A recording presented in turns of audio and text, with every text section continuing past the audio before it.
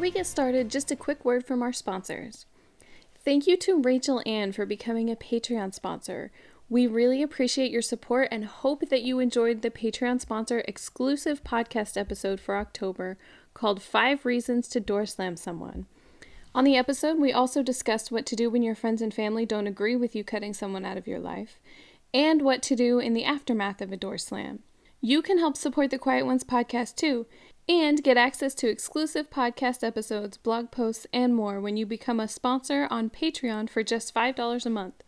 Sign up today at patreon.com/INFJwoman. You can find the link in the show notes. Hey there, Sarah Kuhn here. Welcome to another episode of The Quiet Ones. I'm so happy that you're here today.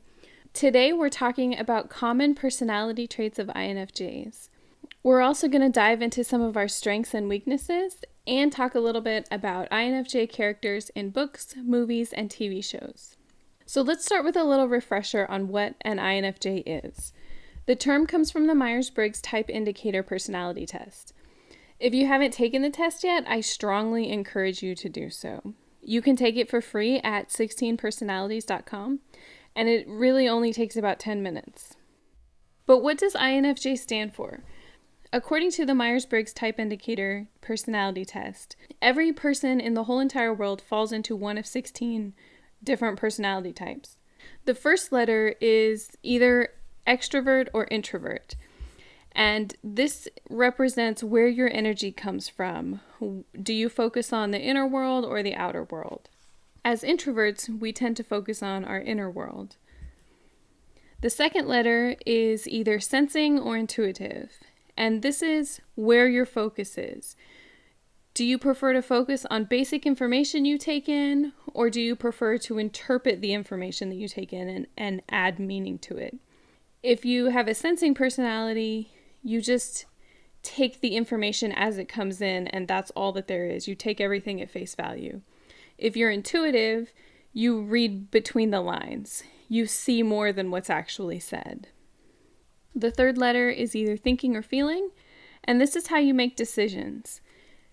Do you look at facts and logic, or do you go with your gut feeling? As INFJs, we actually use both sides of our brain, both the thinking and the feeling side, so we can see logic in a lot of things, but when it comes to making a difficult decision, we usually go with our gut or how we feel.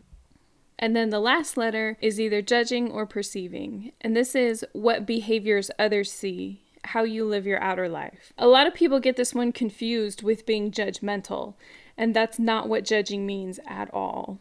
This is things like how organized you are, how often you do things, how motivated you are to do something. If you have a judging personality, you tend to be more organized than somebody who has a perceiving personality. You tend to want to know a schedule, maybe not a strict schedule, but at least have something in place.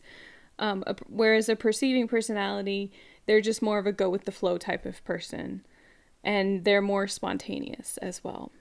I also wanted to bring up something that I found on the Myers-Briggs Foundation website on how to use the type indicator test.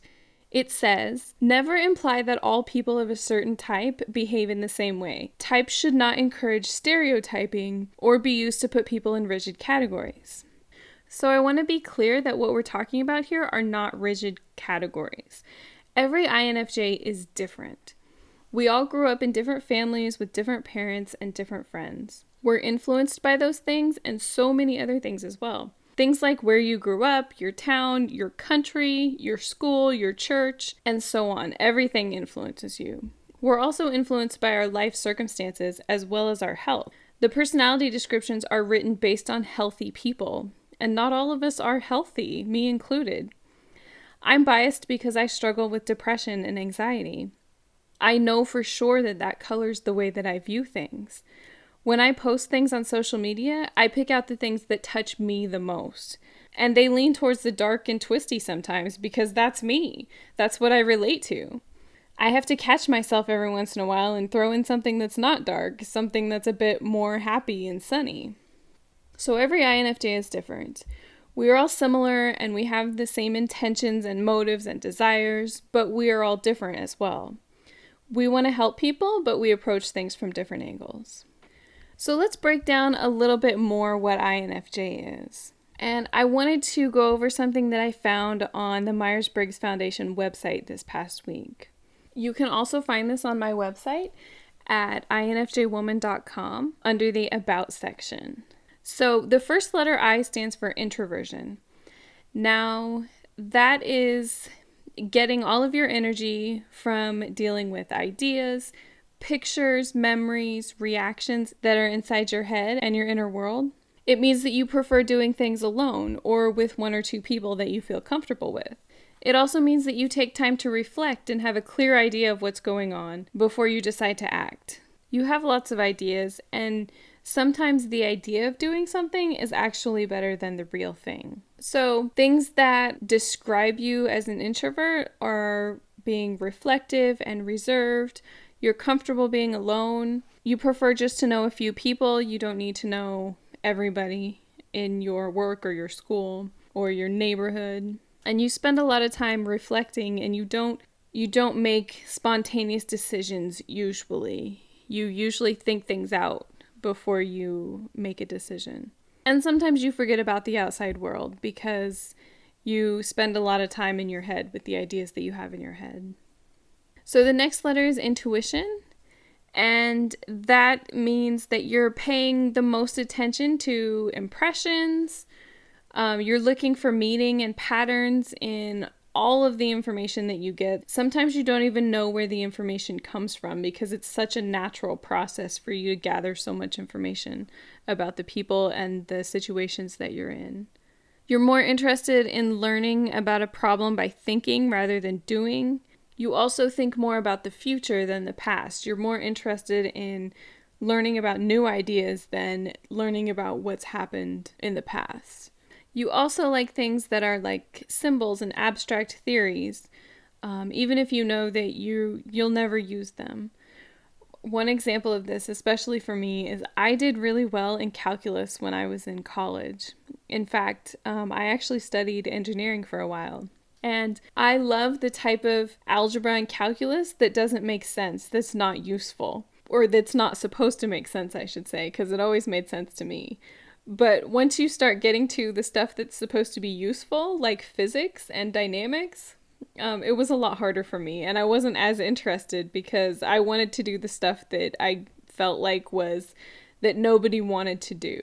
So some statements that describe you as far as intuition goes are you're able to read between the lines. You can solve problems because you can see all of the different sides of things. And you can see more than what's actually there, or more than what somebody is actually telling you. You're interested in doing new and different things. You like to see the big picture and then find out all of the little facts about it. You trust impressions, symbols, and metaphors more than you actually experienced.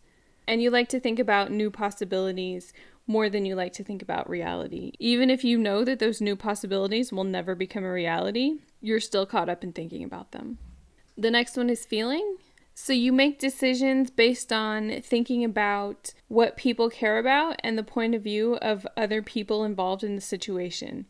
The decisions that you make, they're not just about you. They're about all of the people that this decision will affect. You're concerned with values and what's best for everybody that's involved. You're also very concerned about maintaining harmony and making sure that everybody's getting along. And in relationships, you appear caring, warm, and tactful in most cases. So as far as the feeling part goes, the statements that generally apply to you, you're very oriented towards people or communications. You're very concerned about the people around you. You want to make sure that there's harmony, and you get really nervous or anxious when that's missing. When there's some kind of a conflict or something, you want to be the one who's like smoothing the waters and making sure everybody's getting along. You make decisions with your heart and want to be compassionate. You're very caring about other people. You also believe that being tactful is more important than telling the cold truth. Now this is coming from the Myers-Briggs Foundation website. This one is a little bit difficult for me because there are some times when I tell people the cold, hard truth. And it is important for me to worry about other people's feelings or to care about their feelings and to think about their feelings. I think that sometimes I just don't understand that what I'm saying is the cold, hard truth. I have been accused of being very blunt and straightforward before, where in places where I didn't think that I was being that way. So I think that there's definitely a learning around that. And the older that you get, the more tactful you become as well. You've lived through plenty of situations where people look at you like, why did you say that? And so then you start to learn a little bit more like what's okay to say and what's not okay to say. So the next thing is sometimes you miss seeing or communicating the hard truth of situations, which is true. And some of us just do that. Sometimes we know that it's the hard truth and we still communicate it because we feel like whoever we're talking to, they need to know. You've also been accused of being too idealistic, mushy, or indirect at times, which is true for me. It's hard to find a balance between being direct and being very, very direct and being completely indirect. So the last one is judging. And remember, like we talked about before, judging does not mean judgmental. That's not what it means at all. It means that this is how you use your decision-making preference in the outer world. Your decision-making preference is whether you're thinking or feeling, and this is how you use it in the outer world. To others, it seems like you have plans and a very orderly way of life, and you like to have things settled and organized. You feel more comfortable when decisions are made. And you like to bring life under control as much as possible. But this only describes how you are in the outside world. On the inside, you might be more flexible and more open to new information. And the following statements apply. You like to have things decided. You appear to be very task-oriented. I definitely am. I like checking things off my list. You like to make lists to do things. You get all of your work done before playing. And you're capable of getting all of your work done. Even if you do procrastinate, you know what the deadline is. So you're able to get it done before the deadline. So again, you can find all of this information on my website at infjwoman.com under the About section or on the Myers-Briggs Foundation website at myersbriggs.org. So now we know what an INFJ is, and you're sure that you're an INFJ now, which is so cool. Congratulations on being one of the really, really rare ones. But what does it mean in your everyday life? Now we're going to talk about INFJ strengths and weaknesses. So these come from the 16 Personalities website. So as far as strengths, the first one is creative.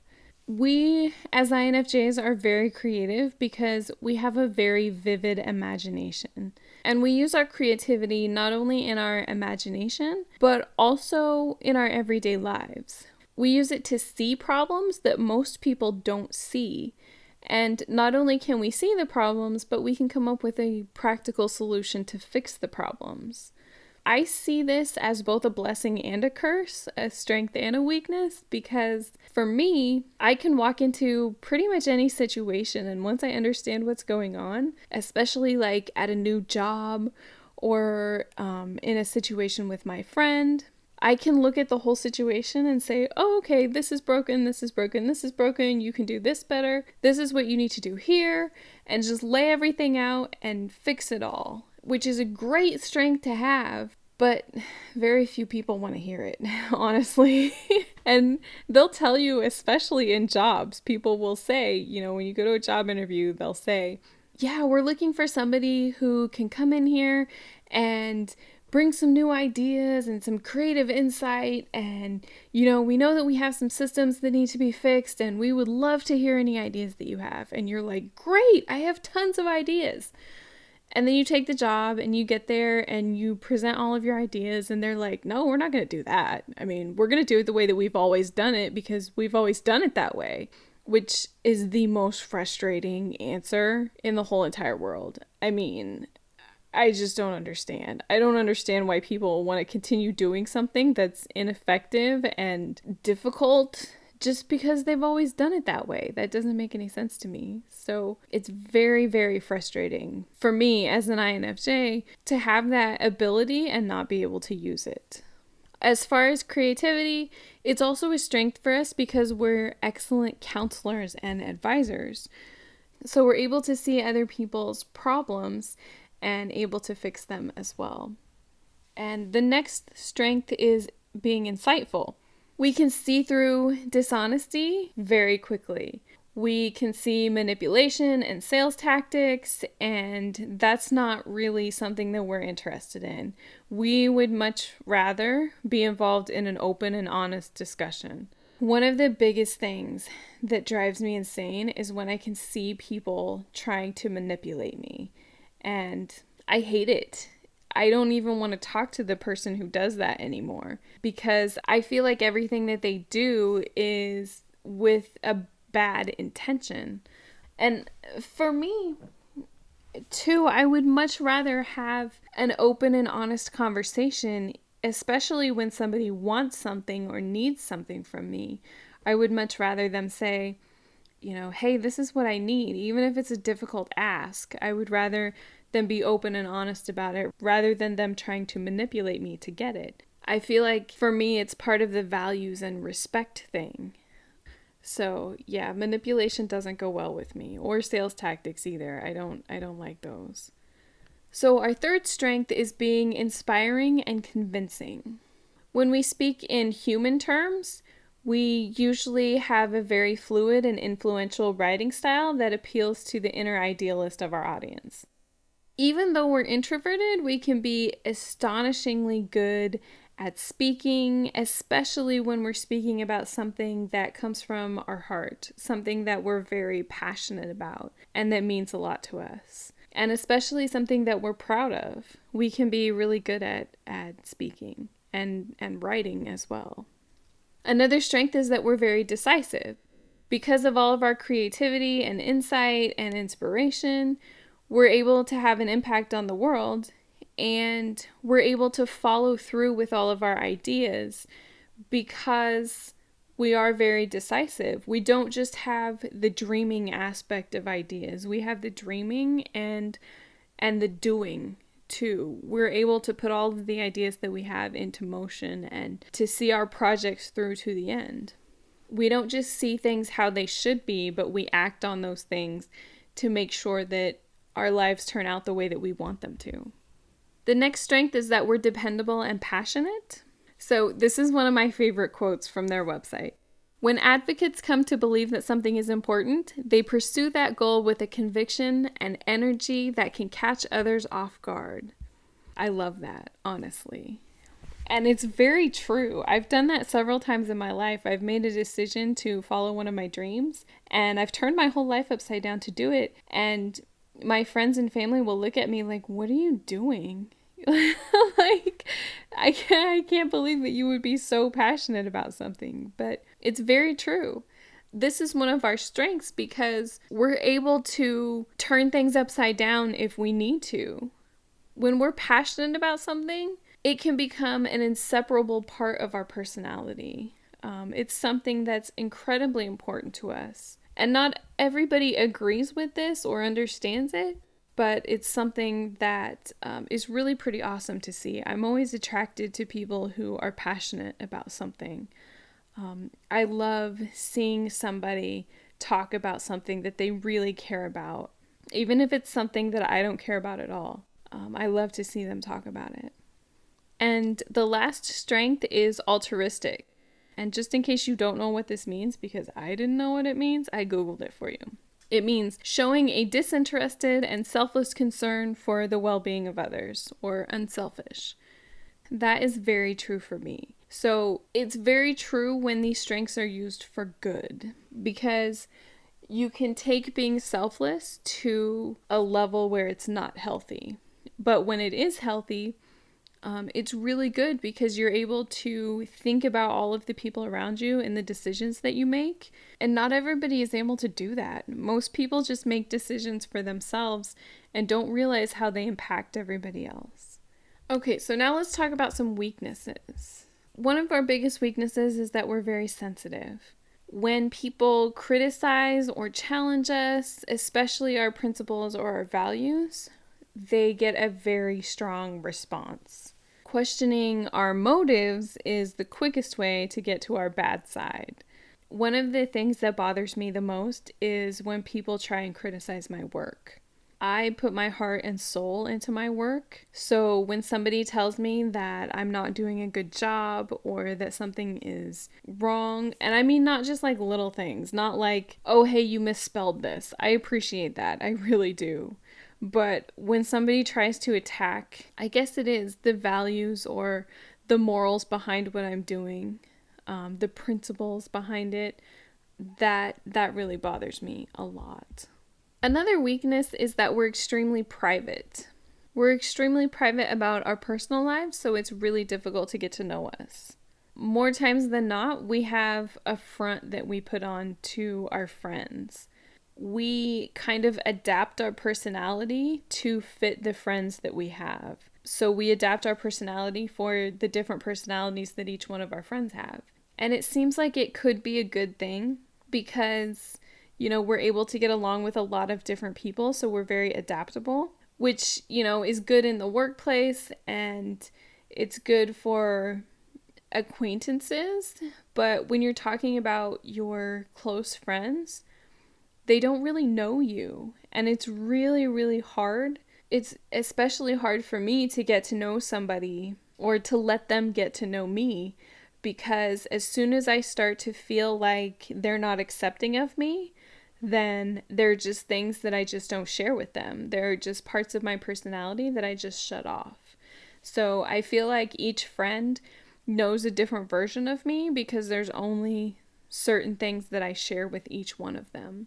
So from that perspective, we are very hard to get to know. Another weakness is that we're perfectionists. We like things to be done really well. We have this idea in our head of how things should be. Whether it's at work or at home with our friends or our loved ones. And we work really hard to make that idea come to life. So when reality doesn't match up with our expectations, then we are sometimes too quick to drop whatever situation it is and move on, thinking that there might be something else better down the road. Another weakness is that we always need to have a cause. We like to have something that we're working towards. I wouldn't say it as a cause. I would more say it as a goal. I like to have a goal, and I always have a really big goal in front of me. Something that a lot of people tell me is impossible or that will never happen, which is fine with me because the more that they tell me that I can't do it, the more that I want to do it. But it becomes a weakness when you drop everything, and I mean everything, in pursuit of this goal. Especially when the goal is so unrealistic that it will never happen. And then once you realize that it's never going to happen the way that you want it to, then you feel incredibly disappointed. And that is incredibly difficult to deal with. Especially when you have this goal and you're very close to it, and then you realize that the goal is not what you expected. That disappointment is really difficult to bear. And the last one is that we can get burnt out very easily. That is very true from a couple of different perspectives. Because we pursue our goals with such passion and almost impatience and idealism, we tend to put ourselves out there in pursuit of these goals. At the same time, we're always there for other people, all the other people in our lives. So whether it's our family members or our friends or the people at work, we're always doing more for them than we are for ourselves, generally. So it's very easy for us to be exhausted. And sometimes it's just from thinking about your ideas. You can be mentally exhausted without being physically exhausted, but it's almost worse. So it's important for us to find balance as far as that goes. Okay, so the next thing I wanted to talk about is some common INFJ traits. I was doing some research this week and I came across something on Reddit. I rarely go on Reddit. It doesn't make very much sense to me, honestly. It seems really disorganized and messy and very difficult to follow. So I don't really go on there very often, but I came across this. It's from somebody named Soul Watcher 8. And I really got lost in the post, honestly.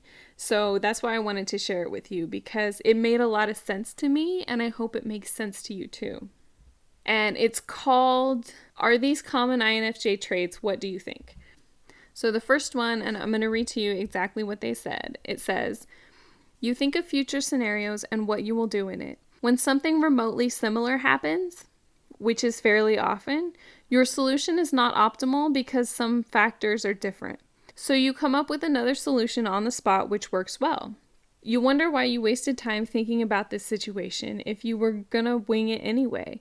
But you keep doing this. When you are rested, you do this less. So what do you think? Do you do this? I know for me, I do it for sure. When I'm sure that something will happen, whether I know for sure or my intuition is telling me it will happen, I always want to be prepared. So I run scenarios in my head until I come up with what I want to say because I need to be prepared. The part that really gets me though is when I plan something out in my head and the other person doesn't say or do what I have planned for them to do. I mean, I plan like 12 different scenarios in detail and they can't seem to cooperate, and I don't understand that. But when they do cooperate and say exactly what I predicted that they would say, then it feels really creepy. Like I can predict the future sometimes. And it kind of freaks me out. Okay, so number 2. They said, you don't seem to fall in love on your own. But when someone loves you, that love kind of rubs off on you and you can reciprocate. So you can maintain a relationship, but it doesn't last because you are cold inside.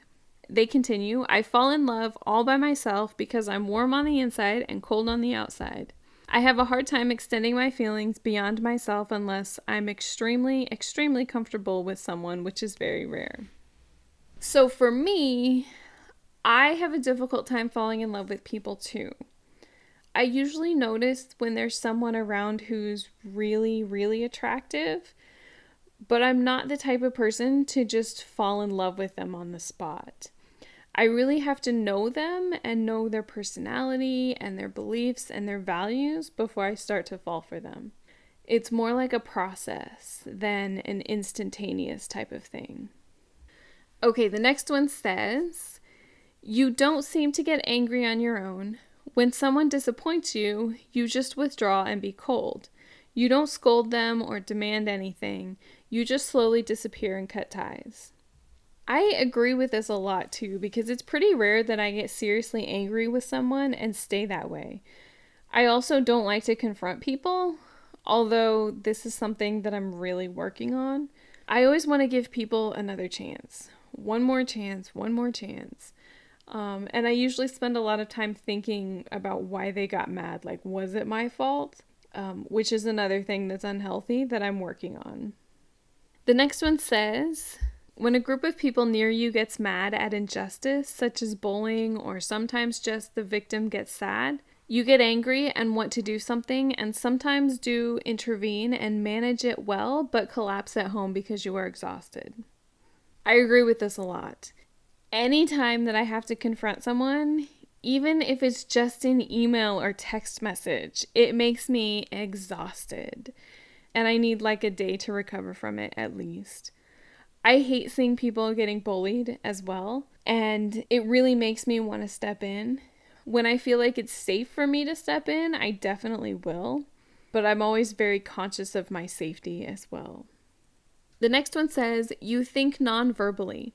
You think in something weird for 70% of the time, and you think verbally 30%, of which 20% is agreeing with the nonverbal thought.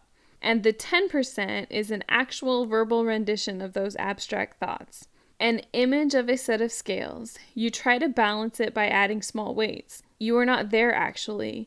Just small weights appear and disappear. Why do I do this? Ah, yes, the balance between compassion and rationality. Is this true for you? I had to think about it for a while before I realized that it's very true for me. I do think in images more often than not. My mind is actually like a movie that's constantly playing, or like 12 movies actually. Sometimes they switch without me noticing. It happens really fast, and I can switch back and forth between thinking about different things pretty quickly. I actually have this epic love story that's playing in my head that has been there for the longest time. And I feel like if I could ever write it down, it would be completely amazing, totally epic, something like Jane Austen level. But it's difficult to write as fast as it moves, and that would mean exposing myself on a whole new level. So, yeah, I don't know about that. Not yet. We're just going to move on to the next one for now. You don't share your secrets, and what you do share are not really secrets, just some benign facts about yourself that you use to socialize. You don't trust people because they are very unstable and not very prudent. This is definitely true for me. I rarely share anything that I feel like is a very real secret. Most people can't handle my secrets. No one really knows the real me, not even the people closest to me.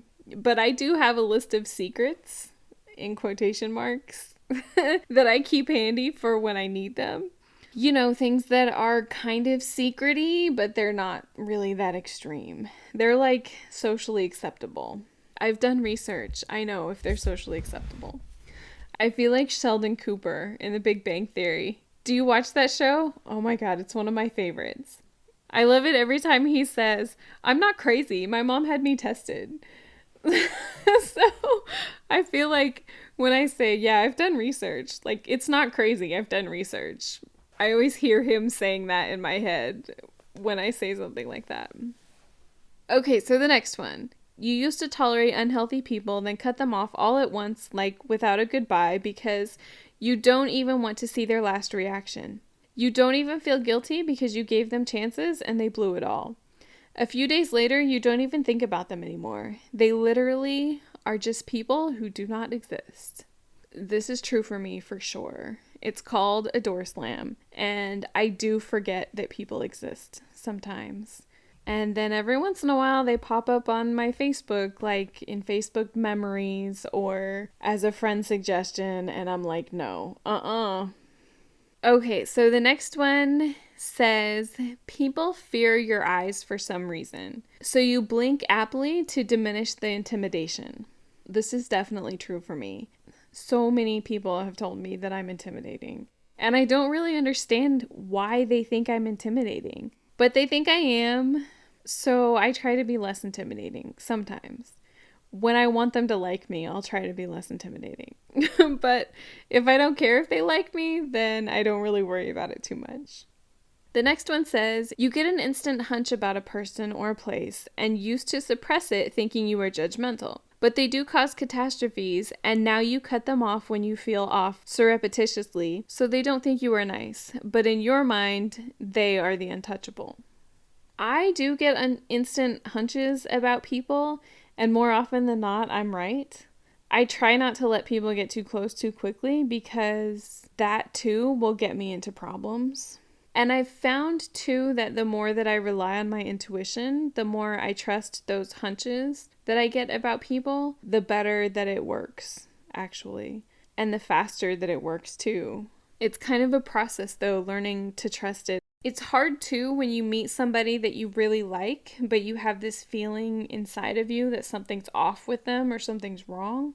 It's difficult to trust, but like I said, more times than not, it's usually right. Okay, the next one says, you stopped voicing your thoughts because people think you are crazy or scary or cursed or weird and they shun you. So you stopped expressing them. This is definitely true for me too. Most people can't handle the truth or they just don't want to hear it. Most people also don't believe me when I tell them about my intuition, so I don't usually argue with them. I just don't tell them about it. This is also part of the reason that people don't know the real me, like we spoke about before. A lot of times too, when I try to tell people about my intuition, they think that I'm trying to say that I'm psychic, which is not the case. I'm not psychic. It's just that I can pick up on things that most people don't see, especially people with a sensing personality. They're not going to notice it because that's not how their personality works. I've learned just to keep a lot of that stuff to myself because even sometimes the people closest to me don't understand or they don't believe me. The next one says, appetite is barely there. Bland food is better than most food. Meat tends to taste terrible and make you nauseous. You can tolerate minced meat mixed with spices, but you still don't prefer it. Soy milk, french fries, and potato chips are your staple.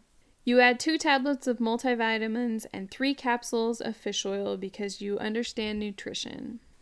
I have a problem with my appetite, honestly, but it's not that it's not there. But I do have staples that I eat all the time. Like, I could eat the same food every day. I mean, I actually do usually eat the same food every day. And it doesn't usually get old. I'll change it up sometimes and find a new staple if it does get old, but it usually takes a long time. Like, one of my staples is I love Jimmy John's sandwiches, and I used to eat them like every single day for lunch for years.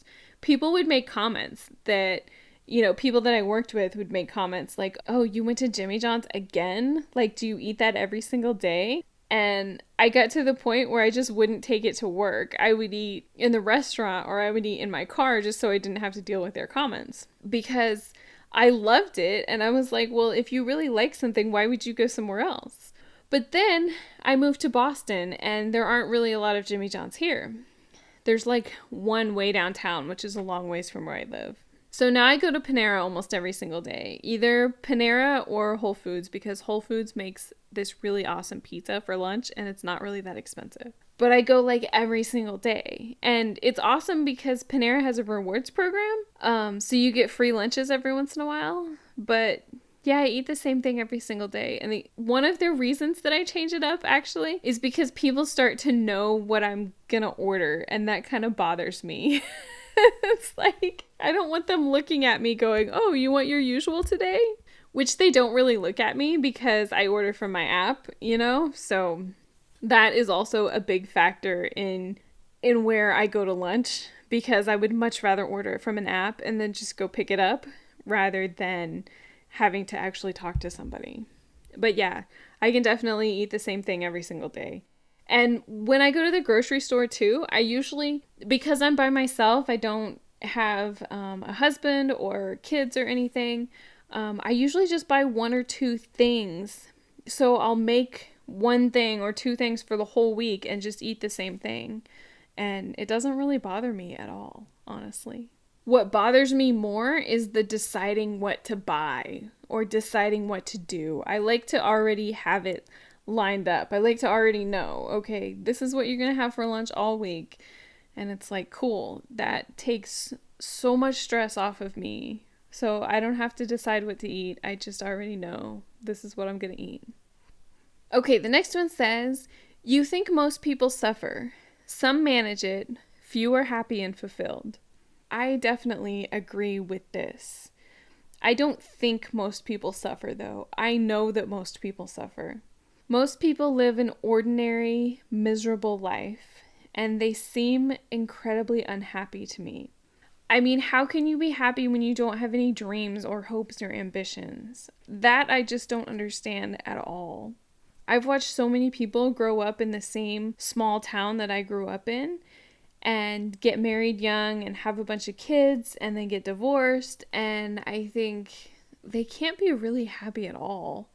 I mean, I understand that having kids is a big thing, and I'm sure that it provides a lot of happiness, but I don't understand how you can't have any other dreams or how you don't want to do anything else with your life. You never want to go on vacation or travel and see something new or go explore a different part of the United States or whatever country it is that you live in. I don't understand that. I've always wanted to do something big with my life. I've always wanted to make a difference in somebody else's life. I've never wanted to be just ordinary. That just doesn't make sense to me. So the next one says, people say you are nice and social, but you feel like a robot inside. You feel like you are something else disguising as a human. Sometimes I agree with this for sure. It's difficult to put up a human front sometimes. It's hard to pretend to care about things like small talk and mandatory fun. That's what I call it.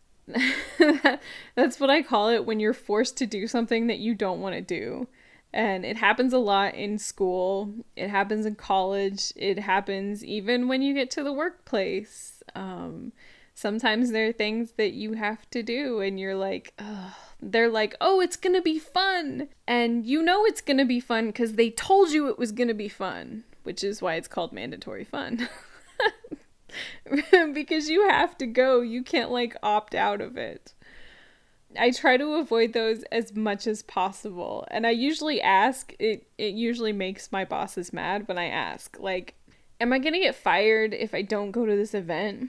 And when they say yes, then it's like, okay, I have to go, but I'm going to show up like barely on time and then leave as soon as possible and probably stand in the corner the whole time or with the one person at work that I like and talk to them the whole time.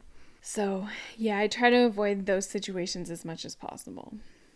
The next one says, you get lost with Google Maps with GPS on. Yes, this is true for me for sure. Sometimes I don't trust what it's saying, especially in Boston. The roads here are so insane. They're very small and most of them don't look like regular roads. Sometimes they look like little alleyways or that two cars can't fit down that size of a road. And so when it's telling you to turn right and you're looking at the road going, no, so I don't trust them. But then sometimes I zone out too, so I have to make sure that it's turned up loud enough and that I'm paying attention. And sometimes, I don't know why, they just stop talking and I can't figure out why. Like, I turned it on the other day and it wouldn't talk to me and I looked at all the different settings and everything seemed right, but it still wouldn't talk. I was like, fine, I don't know why you're giving me the silent treatment. Like, why are you mad at me? I also don't know why we talk at GPSs like they're people. I don't know, but sometimes we do. I certainly yell at that thing like it's a person, for sure. Okay, the next one says, you procrastinate but somehow do things on time. This is definitely true for me, for sure, because let me tell you something. I have procrastinated recording this episode for a long time. And here it is, Sunday afternoon, and I'm recording it the Sunday before it's coming out. But it's going to happen on time because I always get things done on time. I like to have things organized in such a way where I know when they need to be done. So I'm able to do it even if it is at the last minute. I always get things done on time because I know how to manage my time. The next one says, you plan your future even though you know things will change. You guys, I can't even tell you how much this is true. I have my whole future planned out. I know my kids' names. I know what my dream house looks like. I know where I want to be buried when I die. I'm not anywhere close to getting married or having kids, and hopefully not close to dying either. But I know all of those things. I've always been obsessed with planning the next stage of my life. I also love to plan adventures. I read somewhere that looking forward to something brings you as much joy and happiness as actually doing it. And it's certainly true for me. I like to plan things that are 6 or 8 months in advance so that I have some time to look forward to it. It's like the next goal that I have to look forward to. I need something to look forward to. Okay, the next one says, you don't even ask your friends to hang out because it is enough when you say okay when they ask. You like talking with them and socializing, but you do not really need to seek it out yourself because your home is the best place and your friends tend to want to meet you periodically. This is true for me most of the time. There are some times that are usually pretty few and far between that I get really lonely and I'll reach out to some of my friends. But most of the time, they know where to find me. And most of the people that I stay friends with are generally okay with that. The next one says, your thoughts actually mislead you. Your logic imprisons you. You get better insight when you write your thoughts non-coherently in a journal or when you talk to your friends mindlessly. The latter is why you say yes to your friend's request to hang out because conversation is slightly better than journaling. This is so true for me. Sometimes I need to say things out loud before they make sense to me. Sometimes I need to bounce things off of someone or see a different point of view to make it make sense. It helps to have someone who will listen to this and not judge me for what I'm saying or for why I'm thinking something out the way that I do.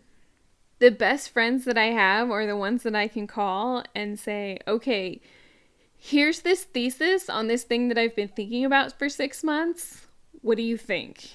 Does it make any sense to you? Where did I go wrong? What's not right here? Those are the best ones. The next one says, you don't go to meetups or group events. If you did, it was a mistake. You only socialize one-on-one with your few true friends. Your friends do not know each other. This is definitely true for me. I very rarely go to meetups or group events. It's kind of something that I've started doing more recently, and only very certain select events. It's very, very difficult for me to go and be around a bunch of people and have to socialize with a bunch of people. I usually tend to not say anything in those situations and just listen to what everybody else is saying. But it's also true that most of my friends don't know each other. Most of my friends are from different aspects of my life. So I have some work friends and some friends that I met at group events and some friends that I met from the podcasting world. It's just different people that I've kind of almost collected in different places. And yeah, they don't usually know each other. The next one says, your criteria for friendship is simple. To be good-hearted is the first criterion. To be intelligent is the second criterion. To be intelligent is the second criterion, provided the first is met. You cannot be around intelligent but toxic people. You can be near nice but non-intelligent people and can enjoy it, but you do not relate to each other, and it's really not worth the time and energy.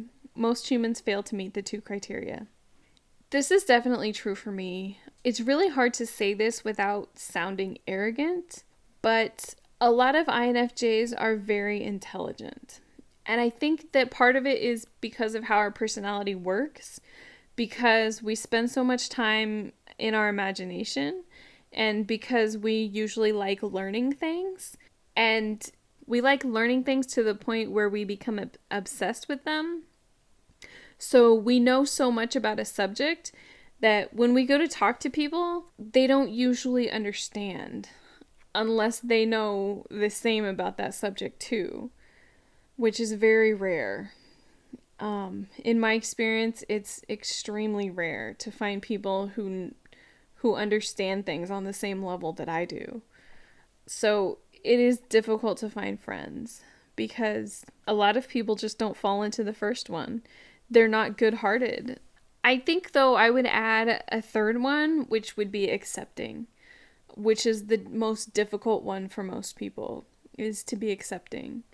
I like people who will just accept me as I am, for who I am, rather than expecting me to change. That's something that I try to make sure that I'm doing with everybody in my life. I want to see the best in them, but I also want to accept them the way that they are and not the way I think that they should be. Okay, so like I said at the beginning, I found this on Reddit, and I don't even remember where or if I could even tell you where I found it. But it was posted by somebody called Soul Watcher 8, and I didn't even read all of the different points. There were 27 different points, and we didn't go through all of them. But I thought it was really interesting, and it was definitely something for me that I related to a lot. Okay, before we keep going, let's just take a quick ad break. As an introvert, I hate going to the store and dealing with crowds just to get the basic things I need, like toilet paper and toothpaste. It's so much easier just to have those things shipped straight to my house so that I never run out. With Amazon Prime, you can set up auto shipments and get free shipping as well. Try Amazon Prime free for 30 days. Get unlimited free 2-day shipping with no minimum order. Click the link in the show notes to start your free trial today. I love listening to books with Audible in the car on my way to work or while I'm at work. I've been listening to Todd Herman's The Alter Ego Effect recently, and I'm loving it. Try Audible free for 30 days and get 2 free audiobooks. Audible offers the world's largest selection of digital audiobooks and spoken word content. With Audible, you can listen anytime and anywhere to professionally narrated audiobooks across a wide range of genres. Click the link in the show notes to start your free trial today. Okay, so the next thing that we're going to talk about is INFJ characters in books, movies, and TV shows. And I pulled this from a blog post that I wrote this past week that's called 15 INFJ Characters in Movies, TV Shows, and Blogs. And you can read it on my blog, which is infjwoman.com. And I'm just going to go through a couple of them. I'm not going to go through all of them. And before we get started, I wanted to say that there's always debate about who is what personality. Some of us, me included, had a hard time enough figuring out our own personality types. I found multiple conflicting reports for most of the characters that we're going to talk about, but I used my best judgment, and I hope that you will too, especially before you decide to write and tell me how wrong I am about a certain character and how they must be this other personality type because of all these reasons. It's meant to be fun and to get you thinking, and that's completely all. Also, spoiler alert, if you haven't seen any of the movies or TV shows or read the books, you've been warned. So we're going to start with movies, and my favorite movie of all time is You've Got Mail. And the character that I picked out of this one is Kathleen Kelly. I don't know that I've actually seen her listed in anything that I have read about INFJ characters. It's probably because the movie is overlooked. It's an older movie and it's, a romantic comedy, so most people, it's not like one of the mainstream ones where people would say, it's something that we need to think about. But it's my favorite movie. I've seen it like a million times. And I love the life that she lives, honestly. She has this really cute studio apartment in New York. And it's in a gorgeous neighborhood in the city. And she owns this amazing bookstore. She goes to Starbucks to get coffee. And her boyfriend is a writer. And they go to these really cool parties. So I think that's pretty awesome. So yeah, I completely love her life. I also love that she likes to pick at Joe Fox. She can stand her ground and she can pick at him as well, which is really cool. I love that the movie starts with them like fighting with each other and then they end up falling in love. That's completely awesome. And even in the midst of all of the failure that she has, with her having to close this bookstore that she is absolutely, completely in love with, that was like her mother's legacy, which was so important to her, she's still able to pick herself up and dream new dreams. I think that's completely amazing. Another character that I really love is Andy Sachs from The Devil Wears Prada. And I feel like Andy is an INFJ because she has big dreams and a plan as well. She knows exactly what she wants and she knows what she needs to do to get that. And so she takes this job that she completely hates with a nasty boss, but she's able to make it work. It's like she changes her personality to adapt to the people around her. So at the beginning of the movie, she didn't care about fashion. She didn't care about how much she weighed. She didn't care about anybody else's opinion. But then she starts working in this place where everybody else cares about all of those things. And all of a sudden, she starts to care about them. And to me, that was her taking on everybody else's feelings and emotions. And also her adapting her personality so that she fit in with the people at work. But she took it to a level that was very intense and very passionate, and it started to affect her at home. And I've seen this in my life, actually. I've done this a few times in a few different situations. So to me, that was incredibly relatable. But then she was also able to realize that this whole personality that she's taken on was not hers. And she was able to let it go and start over. Because in the end, she can't live a life that's not authentic to her. Okay, so as far as INFJs in TV shows, one of my favorite TV shows that I've watched for like 16 years now is Grey's Anatomy. And I really, really wanted Meredith to be an INFJ because I relate to her very well, but I don't think that she is. I've always related to her when she was dark and twisty.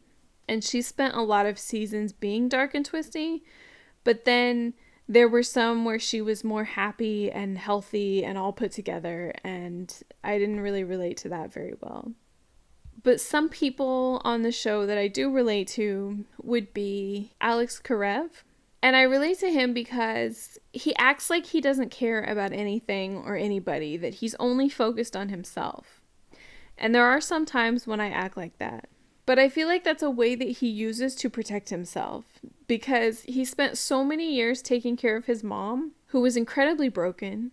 And then he took care of Izzy, who also turned out to be very broken. And now he's taking care of Joe, who again is broken. It's like he's attracted to broken people like a magnet. And he always ends up helping them and giving so much of himself to them, but still managing to keep going in the midst of the hell that he's living through. So I feel like he's very resilient and that he has a lot of ideas on how to fix things. And also, as far as his career goes, when he first started out, he wanted to be in plastics because it was cool and awesome, and, you know, that was what McSteamy was doing, and that's where he wanted to be. But then Arizona came along, and he was all about the babies. So he cares a lot more about people than he puts on, especially because he's Meredith's counselor. Ever since Christina left, he's the counselor. So I feel like he could definitely possibly be an INFJ. I think Dr. Weber could be as well. He's the backbone of the hospital. He's the person that everybody goes to for advice. And not just because he's been there forever, not just because, you know, he was the chief for a while, but it's because he knows things. And it's not just, you know, that he's been there forever. He can adapt to whoever is in front of him needing advice. So the next one that we're going to talk about is books. And my favorite book, and one of my favorite movies as well, is Pride and Prejudice. And I feel like Elizabeth Bennet is probably my favorite character ever written. And I want to believe very much that she's an INFJ. I love that she's so smart and she's very witty. And every time that somebody compares me to her, it's a really great compliment. I love some of the stuff that she says. It's just so completely amazing. So I feel like she's an INFJ because she was really hopeful when she first met Mr. Darcy. But then she overheard him saying something really nasty about her, and it hurt her so much. She took it straight to heart. Even though she tried to play it off like it wasn't really that big of a deal and it didn't matter to her, it really did affect her a lot. But even after he hurt her, she was still pleasant to him, and she was able to be around him. And then eventually she was able to see his true character, and she was also able to change her mind about him. Another thing that makes me think that she's an INFJ is that she refused to settle. Her mom was demanding that she marry her cousin as a husband, which was common in those days because they were going to lose all of their money and their house. And it was important for her to have those things. And she was getting a little bit older as far as they were concerned. You know, it was their custom to be married by the time that she was the age that she was. So her parents were putting a lot of pressure on her to get married. But she refused. She wasn't afraid to stand up and say, no, I'm not getting married to that guy. He's ridiculous. I want more than that. And because she wanted more, she didn't give up until she got it. And I absolutely love that about her. So the last one that I want to talk about is Alice Cullen from Twilight. I love the Twilight books. I know, it's kind of a whole thing to say that. The movies are a bit suspect, especially the first one and the last one. But I feel like the middle three were okay. But the books are completely amazing. I absolutely love them. If you haven't read them, you should read them. My sister gave me the first one for Christmas in 2010. And she gave me the first two, actually. And I was like, no, thank you. I don't read books about vampires. That's ridiculous. And she's like, just read it. And I'm like, no, that's not my thing. I don't want to read that. That's ridiculous. And she's like, just read it. She bugged me to the point where I actually read it. And once I started reading it, I couldn't put it down. So I'm telling you the same thing, that you have to read it. If you haven't read the books, if you've just seen the movies, don't judge the story by the movies because, you know, like I said, the movies are a bit sketchy. but the books are way different and way better. So for Alice Cullen, I mean, she can see the future. Do we need to even say more? I mean, I feel like if INFJs were going to have a superpower, it would definitely be seeing the future. So not only can she see the future, she's constantly watching out for her family. She's going above and beyond for the people that she loves. She also loves really nice things. She loves nice cars and nice clothes. She always has to have the best. I like to have things that are really nice. They don't have to be, top of the line, but I like to have brand name nice things. So I relate to her in that way. I also love her relationship with Jasper. It's like they were made for each other. He was so broken when she found him, and she loved him enough to put him back together. And that's not something that I really suggest in real life, but I feel like a lot of times that we're attracted to those situations. She also has a special bond with Edward, who's an INFP. Granted, the bond is a lot stronger because she can see the future and he can read her thoughts, but still, they're both really amazing. They care a lot about their family and they're always thinking about others, which I think is completely awesome. And the last thing about Alice is that when Bella comes into the family, Alice is her best friend and she makes her feel comfortable. And Bella is so much different than the rest of them. She's not a vampire when the story starts and for most of the story. But Alice still accepts her unconditionally and is there for her and wants to be her friend. And I think that's completely awesome too. So I posted about INFJ characters in one of the Facebook groups that I have called INFJ Sorority. And there are some additional INFJ characters that came up that I wanted to mention. One of them is Carlisle Cullen from Twilight. I can definitely see that because he is more concerned about everybody else than he is about himself. He put himself through a lot so that he could be a doctor. And he's willing to risk everything for his family, which I think is pretty awesome. Another one that I thought was really cool is Lucy Kelson from 2 Weeks Notice. I also love that movie. I love most of Hugh Grant's movies. But that one is really funny and really awesome. That one I can definitely see. She's very passionate about her cause. She puts up with a lot from that guy. I forget what his name is in the movie. George, I think. Is it George? I forget. But she puts up with a lot from him in the movie. And it takes her a lot to be able to quit. But she's still able to accept him for who he is, even though he's very shallow and kind of ridiculous sometimes. But she likes to make fun of him too, which is pretty funny. Another one is Belle from Beauty and the Beast. Obi-Wan Kenobi from Star Wars, Remus from Harry Potter, Becca from Pitch Perfect, Katniss from The Hunger Games. I can kind of see Katniss as well. She puts herself out there to be a part of the games to protect her sister, which is kind of a big thing to do. She also refuses to kill anybody else in the actual games, even though she's very good at hunting. It's kind of like, if I remember the movies correctly, and it's been a while since I've seen them, I'll be honest. But I feel like she doesn't want to kill people. She's just waiting for it to be over, rather than to go against any of her morals and values. And the last one that they suggested was Ally McBeal. If you have any characters that you'd like to add to the list, please let me know. I would love to hear about them. You can send them to me at podcast@infjwoman.com, or you can send me a direct message on Facebook or Instagram, which is @infjwoman. I would love to hear about your characters and hear about why you think they're INFJ as well. So we're going to move on to our Ask Sarah segment. And our question today comes from Jolis. I hope I'm saying that right. It says, I'm searching for a life balance in which I can socialize as needed while giving myself enough time alone to recharge. New York City is crazy like that. It's often tricky to tell the difference between I'm just feeling lazy and I'm spent. It's time to take a break. My question, do you ever experience this? And how do you move past it?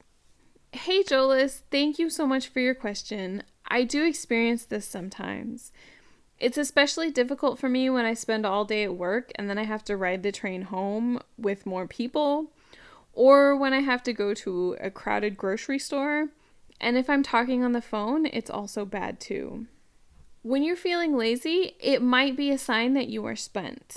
It could also be a sign that there's something more going on too if it happens all the time, like every single day. Like you never feel like you're not spent at all.